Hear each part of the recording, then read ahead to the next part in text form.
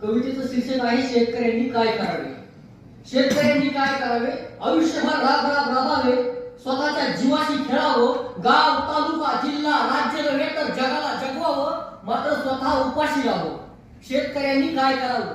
मी म्हणतो कार्यकर्ता व्हावं, हाती झेंडा घ्यावा, नेता निवडावा, लढा द्यावा, नेत्याला मोठं करावं, निवडून आणावं, नेत्यानं पळून जावं. शेतकऱ्यानं काय करावं? मी म्हणतो शेतकऱ्यानं बोंबलं थिंडावं, नाही का? शेतकऱ्यानं काय करावं? वेळ प्रसंगी व्यवस्थेच्या विरोधात जावं, मोर्चे करावे, लढा द्यावा, हातात गुण घ्यावं. मोर्चे करावे, लढा द्यावा, हातात ऋण घ्यावं आणि व्यवस्थेच्या नको त्या ठिकाणी फटका हाणावा आणि येणाऱ्या प्रत्येक कोल्हापुरात त्याच ठिकाणी फटका आणावा आणि येणाऱ्या वेदनेतून स्वतःच्या दुःखातून मुक्त व्हावं.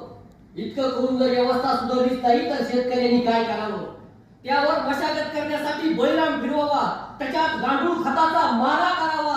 इतकं करून जर व्यवस्था सुधारलीच नाही तर हातात आसूड घ्यावा आणि बेभान होऊन व्यवस्थेचे सारखे काढत सुटावं. शेतकऱ्यांनी काय करावं?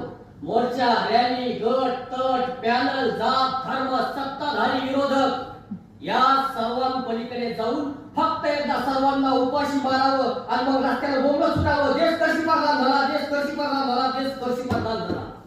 शेतकऱ्यांनी काय करावं? सरकार आणावं, सरकार पाडावं, लढा द्यावा, जे काय करायचं ते सगळं करावं, फक्त आत्महत्या करू नये. धन्यवाद.